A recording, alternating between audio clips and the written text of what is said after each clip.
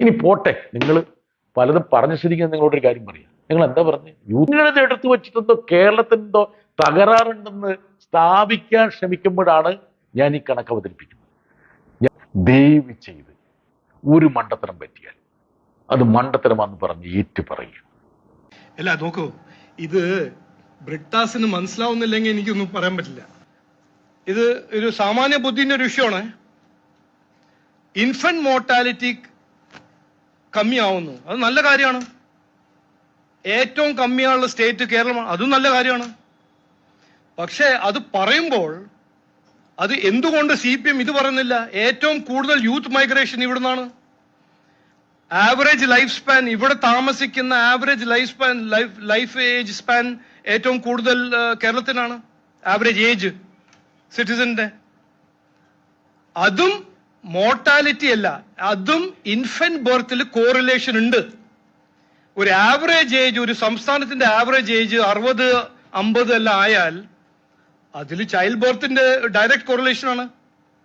Child ബർത്തും infant മോർട്ടാലിറ്റിയിൽ correlation ഉണ്ട്. അപ്പൊ ഞാൻ പറയാൻ ആഗ്രഹിക്കുന്നത്, അത് ബ്രിട്ടാസ് ഒരു വിദ്വാനാണെന്ന്, ബ്രിട്ടാസ് അത് അങ്ങനെ ആലോചിക്കണ്ട. ഇതില് മൊത്തം സ്റ്റാറ്റിസ്റ്റിക്സ് കൊണ്ട് കേരളത്തിന്റെ സ്റ്റോറി മുമ്പോട്ട് വെക്കുമ്പോൾ അതിന്റെ മറുവശവും പറയാൻ ധൈര്യം ഉണ്ടാവണം, കോൺഫിഡൻസ് ഉണ്ടാവണം, അതിനെക്കുറിച്ച് ചർച്ച ചെയ്യാൻ ധൈര്യം ഉണ്ടാവണം. എന്റെ പൊന്നു രാജീവ് ചന്ദ്രശേഖരെ, എനിക്ക് നിങ്ങളോട് വലിയ ബഹുമാനമുള്ള ആളാണ്. നിങ്ങളൊരു സംരംഭകരാണ്, അമേരിക്കയിൽ ബിഗ് ടെക് കമ്പനികളിൽ പ്രവർത്തിച്ച ആളാണ്, കേന്ദ്രമന്ത്രിയായിരുന്നു, ഒരു മാധ്യമ സംരംഭത്തിന്റെ മേധാവിയാണ്. ഒരു അബദ്ധമൊക്കെ പറ്റുമെന്ന്, പക്ഷെ ഒരു അബദ്ധം പറ്റിക്കഴിഞ്ഞിട്ട് അതിനകത്ത് നിന്ന് രക്ഷപ്പെടാൻ വേണ്ടിയിട്ട് ഇങ്ങനെ മണ്ടത്തരങ്ങളുടെ ഘോഷയാത്ര, നിങ്ങളെ സമ്മതിച്ചു പോയി കേട്ടോ. നിങ്ങൾക്ക് എങ്ങനെ ഇത് പറ്റണോ രാജീവേ? ഞാൻ നിങ്ങൾ നടത്തിയ പോലെ പത്രസമ്മേളനങ്ങളൊക്കെ വിളിച്ചു ചേർത്ത് നിങ്ങൾക്ക് ഇതിലൊന്നും പറയാൻ ഉദ്ദേശിക്കുന്നില്ല. പക്ഷേ നിങ്ങൾ ഈ പറയുന്നത് കേട്ട് നിങ്ങളുടെ ഈ അനുയായികളെങ്ങാൻ തെറ്റിദ്ധരിച്ച് പോയാൽ അവരും മണ്ടന്മാരായി പോവുമല്ലോ. അപ്പൊ അവരെ തിരുത്തണ്ടേ?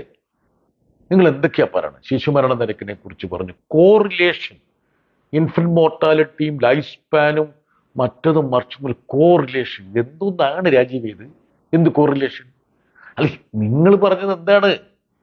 അതായത് കേരളത്തിൽ നിന്ന് യൂത്ത് മൈഗ്രേറ്റ് ചെയ്യുന്നതുകൊണ്ട് സ്വാഭാവികമായിട്ടും ശിശുമരണ നിരക്ക് കുറയില്ലേ? സത്യം പറഞ്ഞാൽ നിങ്ങൾക്കൊരു അബദ്ധം പറ്റിയതാ, മണ്ടത്തരം പറ്റിയത്. നിങ്ങൾക്ക് ഇൻഫന്റ് മോർട്ടാലിറ്റി എന്താണെന്ന് അറിയില്ല. നിങ്ങൾ വിചാരിക്കുന്നത് വെച്ചാൽ ഇവിടുത്തെ ഫെർട്ടിലിറ്റി റേറ്റ്, അതല്ലെങ്കിൽ ഇവിടുത്തെ ജനസംഖ്യയുടെ ഒരു കണക്കാണ്. കേരളത്തിൽ ജനസംഖ്യ കുറയുന്നതിന്റെ കാരണം, പോപ്പുലേഷൻ കുറയുന്നതിന്റെ കാരണം അതല്ലേ എന്നൊക്കെ ചോദിക്കാനായിരിക്കും നിങ്ങൾ ഉദ്ദേശിച്ചത്. പക്ഷെ മണ്ടത്തരം പറ്റിപ്പോയി അങ്ങ് പറഞ്ഞാൽ പോരായിരുന്നോ? അതിന് പകരം നിങ്ങൾ വേറെ പലതും എടുത്തിട്ട് കോറിലേഷനും മറ്റതൊക്കെ പറഞ്ഞിട്ട്, ഇനി പോട്ടെ, നിങ്ങൾ പലതും പറഞ്ഞ ശരിക്കും നിങ്ങളോടൊരു കാര്യം പറയാം. നിങ്ങൾ എന്താ പറഞ്ഞ്? Youth migration. നീതി ആയോഗിന്റെയും അല്ലെങ്കിൽ പാർലമെന്റിൽ വെച്ച രേഖകളുടെയും കണക്ക് പരിശോധിക്കുക. നമ്മുടെ വിദ്യാർത്ഥികളൊക്കെ പുറത്തേക്ക് പോകുന്നതിനെ കുറിച്ചാണല്ലോ നിങ്ങൾ ഈ പറയുന്നത്. അവിടെ തന്നെ ഞാൻ പിടിക്കാം. നിങ്ങൾ കേരളത്തിന് 8ാം സ്ഥാനമേ ഉള്ളൂ. കണക്ക് നോക്ക്. ആന്ധ്രാപ്രദേശും മഹാരാഷ്ട്രയും, പിന്നെ നിങ്ങളുടെ മാതൃ മോഡൽ ഏത്? ഗുജറാത്ത്. അതെല്ലാം കഴിഞ്ഞ്, ഡൽഹിയും കഴിഞ്ഞ്, കർണാടകയും കഴിഞ്ഞ് 8ാം സ്ഥാനത്താമത്തെയാണ് കേരളം ഉള്ളത്.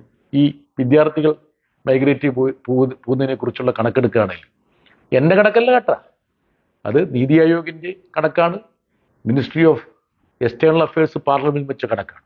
ഇനി വേറൊരു കാര്യം നിങ്ങൾ ശ്രദ്ധിക്കാൻ വേണ്ടി പറയണം. ഈ ശിശുമരണ നിരക്ക് പോലെ തന്നെ മാതൃമരണ നിരക്കുണ്ട്.